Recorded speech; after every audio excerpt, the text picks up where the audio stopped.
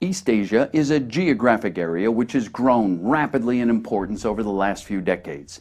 After learning about many nation-states which exist in this part of the globe, many people would say that the most confusing situation involves Taiwan, which is commonly called an abnormal country, international orphan, non-sovereign entity, outcast, and even a pariah. How can we decide what Taiwan's correct place in the world order should be? Nearly 6 months ago, our editors hired a group of consultants to review scholarly papers and books on Taiwan, both in English and Chinese.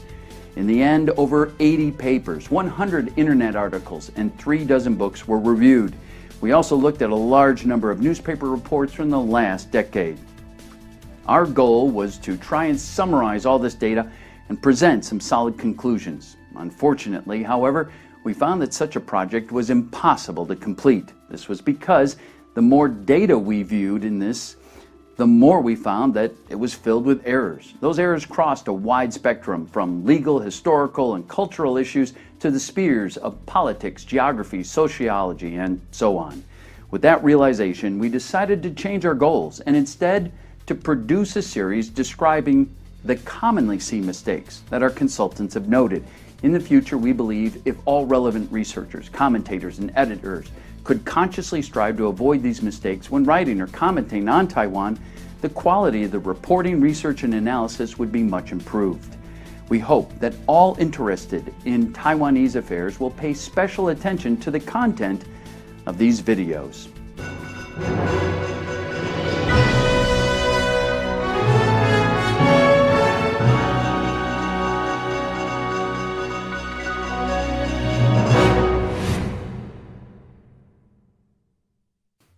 The 2016 is an election year in the United States. The elections include 34 seats in the Senate, 435 seats in the House, and another seat in the Oval Office. The candidates will certainly argue about their views on foreign affairs and many other issues. In regard to Asian affairs, the United States' relationship with Taiwan is sure to be a hot topic.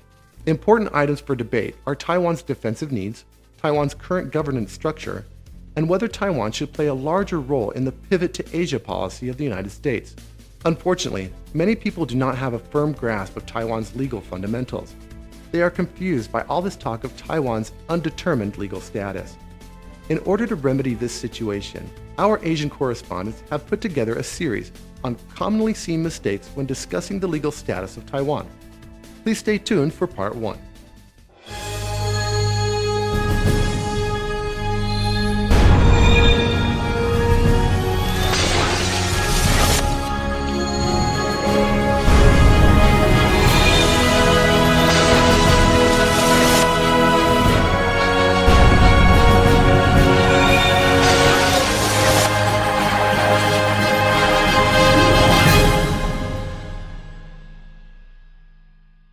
Commonly Seen Mistakes, Part 1.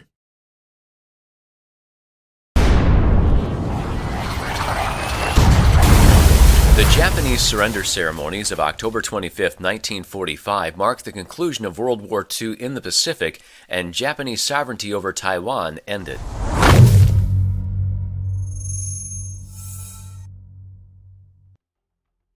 The surrender does not mark the end of the war, but only the end of hostilities.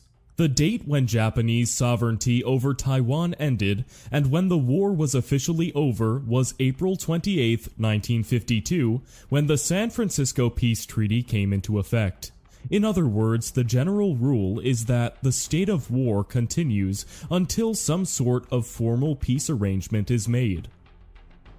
Without recognition of this fact, the issues of when military occupation begins and when it ends, the effective dates for any cessions of territory and transfer of territorial sovereignty, when the nationality of the local populace becomes changed, etc., become subject to endless argument.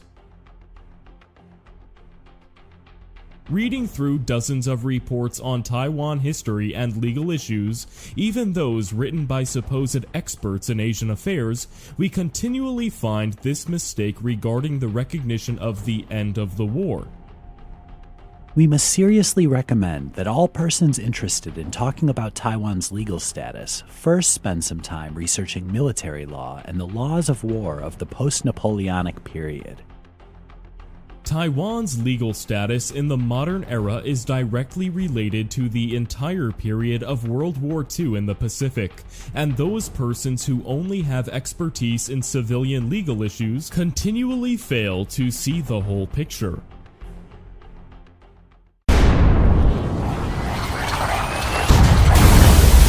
The transfer of Taiwan's territorial sovereignty to China was completed via the holding of formal Japanese surrender ceremonies in Taipei.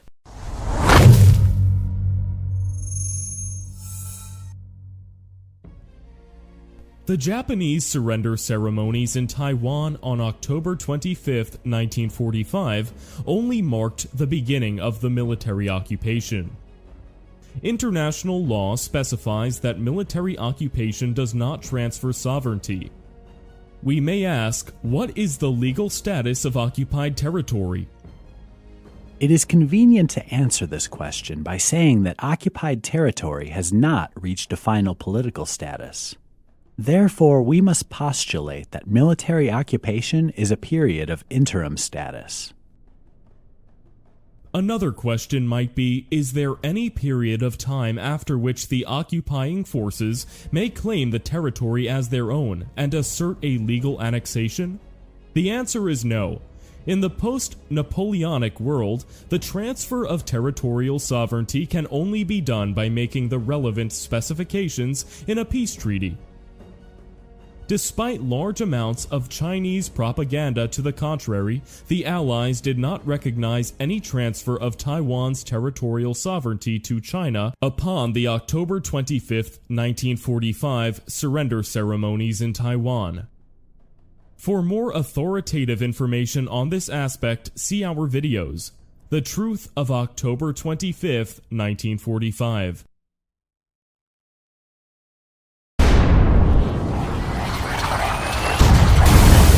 The Republic of China moved its central government to Taiwan in December 1949 and thus became the island's legal government.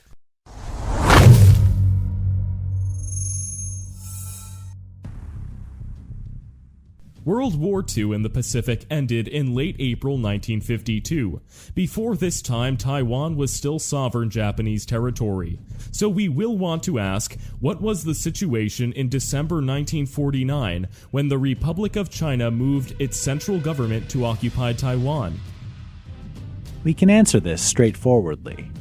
By moving its central government outside of Chinese national territory in December 1949, the Republic of China was, for all intents and purposes, fleeing into exile. Hence, at that point, the Republic of China immediately became a government in exile. Many reporters and so-called Asian experts often say that the PRC and the ROC split amid civil war in 1949, and therefore China had been a divided nation since that time. Such an analysis totally ignores the technical legal details regarding the legal disposition of conquered territory, including the different stages of military occupation, the functioning of peace treaties, and the formation of exiled governments.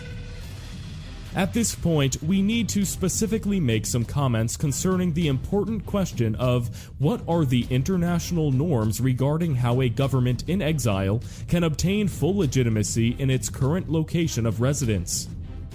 In fact, international law does not recognize any procedures, courses of action, methods, or methodology whereby this can be accomplished. Hence, for the Republic of China to regain international legitimacy, it would have to move back to its former capital of Nanjing, China, and resume governance there. The chances of that happening are essentially zero.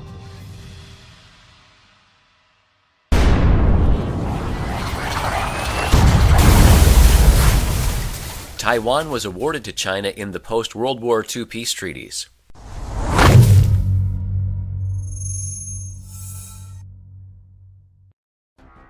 This point is fully explained in the Starr Memorandum of July 13, 1971, issued by the United States Department of State. Among other things, that memorandum clarifies, technical sovereignty over Formosa and the Pescadores has never been settled. That is because the Japanese peace treaty merely involves a renunciation by Japan of its right and title to these islands. But the future title is not determined by the Japanese peace treaty, nor is it determined by the peace treaty which was concluded between the Republic of China and Japan. When dealing with Taiwan, some people may ask why we always look to the statements and analysis of U.S. government officials, or why we consider U.S. officials' remarks to be authoritative. We can answer that question by asking another question, which is, why is the Japanese flag not flying over Taiwan today? The Japanese flag did not come down due to any actions of the Republic of China's armed forces. During the period of World War II in the Pacific, the record shows that the Republic of China military forces made no attacks against Taiwan or the 4 main Japanese islands whatsoever. All attacks were made by the military forces of the United States. Importantly, the act of conquest has given the United States a first tier or topmost jurisdiction over Taiwan territory. Effectively speaking, the Republic of China is merely acting as an agent for the United States in conducting the administration of Taiwan.